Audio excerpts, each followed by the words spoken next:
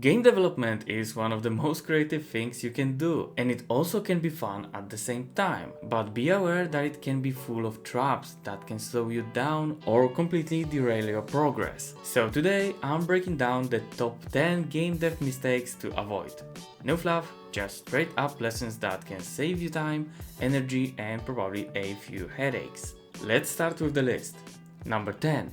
Waiting until it's perfect to show anyone. One of the most common beginner mistakes is keeping your project secret until you think it's polished enough, feature-rich, and ready to impress. But here's something important: it'll never feel perfect, and you need feedback way earlier. You might be building a system no one needs or polishing mechanic that players don't understand. Showing your game early, even if it's broken or ugly, it can help you change the directions. Letting people playtest, even friends, can reveal issues you'd never spot on your own, and that will force you to change the directions of the game to something greater. Number 9. Overscoping your game.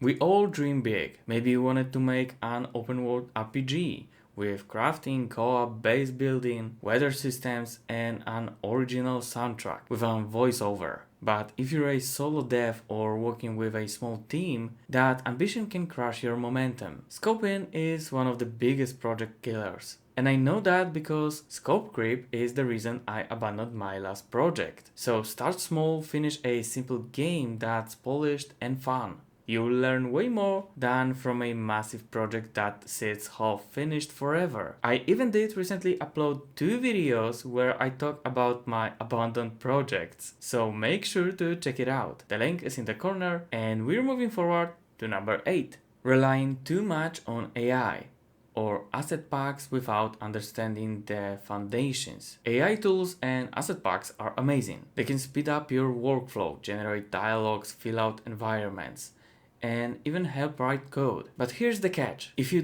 don't understand the systems you're using, you're not actually learning. And when something breaks, you won't know how to fix it. You can use AI assets to support your learning, not replace it. Study the code you generate, customize your assets, learn how things fit together under the hood. Because one day you'll hit a bug that AI won't fix, and you'll be glad that you know what's going on.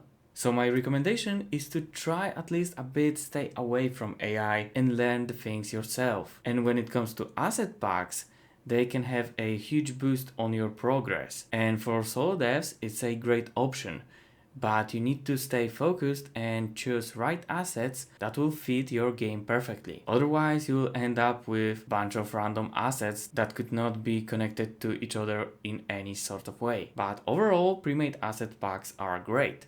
Number 7. Ignoring performance until it's too late. You've got beautiful lighting, tons of enemies, high resolution textures, and it looks amazing, but it runs at 16 FPS on your own machine. That is way above the average. Players would get mad about that, and the mistake is that waiting until the final weeks to think about optimization is not the best approach. Start thinking about performance early and often. Try to test out your project on low-end devices if possible. Smooth gameplay always beats pretty lag. Remember that your machine is often better than the average PC of your potential players. So on their machines, it could be way worse than it is on yours. Number 6. No playtesting with real people. Playtesting is very important, and yet too many developers test only with themselves, or worse, don't test at all until launch. Be aware that you can be the worst judge of your own game. You already know how everything works. Put your game in front of real people as soon as you can.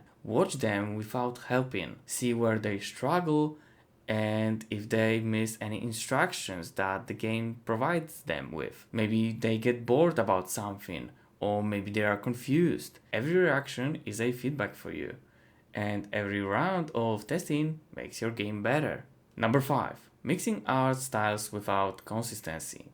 So we found a cool pixelated textures, then a 3D enemy from the asset store that looks very real, then some UI from a completely different genre, and everything together looks like a collage of random parts, and players can call it an asset flip. Visual consistency is key. Players notice when things feel out of place, So you can create your own assets or spend a little bit more time and picking the right assets pack. Try to use color grading, post-processing, or minor edits to tie everything together, or simply find asset packs that are similar or very close to each other. And in this place, I need to mention that I have an itch.io page where I post 3 asset packs. There are only 3 at the moment, but I will definitely add more. Your game doesn't need AAA graphics, but it should keep the same style throughout the full game. Number 4. Adding features that don't serve the core gameplay. It starts simple, then you add a leveling system, a crafting system, a fishing minigame, and suddenly you're building a Frankenstein game with 12 disconnected systems. This is called feature creep, and it's deadly. Focus on your core loop. What is the player doing for 80% of the time? Is it fun? Rewarding? Every new feature should enhance the core, not distract from it. Also remember that if you're working alone, you need to pay attention about your scope creep, and adding new features will only make your development process longer. So remember, if it doesn't strengthen your main gameplay, it's probably not worth the time. Number 3. Designing without a target audience in mind. It's close to impossible to make a game that everyone will love, and we need to accept that. Often games that try to appeal to everyone usually end up impressing no one. Accepting the fact that your game will be for specific players will let you focus more on that specific group. Define your audience clearly. Is your game for cozy gamers who love farming sims? Maybe an retro FPS? Or maybe a hardcore platformer? When you know who you're building for, your design choices get sharper and marketing becomes way easier. Also remember that one feature can be a positive impact on a small group, but others could find it unnecessary. Number 2. Having no clear goal or timeline. Working without structure feels fun until it doesn't. If you don't set clear goals or deadlines, you'll drift endlessly. You'll tweak little things, start side projects, or burn out without finishing anything. Treat your game like a project. Break it into milestones.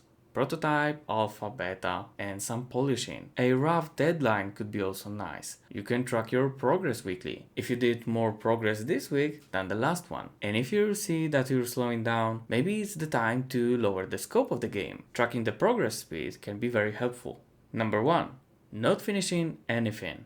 Here it is, the biggest game dev mistake of them all. You start, you get excited, you hit a bug, you get stuck, you get distracted by a new idea, you start over, and you repeat that process in a cycle. That way, you will never finish anything. And finishing, actually completing a game from start to finish, is the most powerful learning tool there is. Don't chase perfection. Don't wait for better ideas. Start small, make it simple. You've leveled up a lot just by doing it. Game development is hard. It's a blend of creativity, logic, persistence, and patience. But if you avoid these common mistakes, you'll be way ahead of the curve. So don't be afraid to fail, but fail forward. Learn, finish projects, improve with each game. Don't shy away from asset packs. And if this video helped you, hit that like button, subscribe for more game dev content, as I've got tips, devlogs and tutorials here. And maybe drop a comment. Let me know what's the biggest mistake you've made in game dev. Thanks for watching, and remember that you've got this. Just keep doing game dev and you'll learn a lot in that process. And if you want to learn more, here's my other video, so make sure to check it out.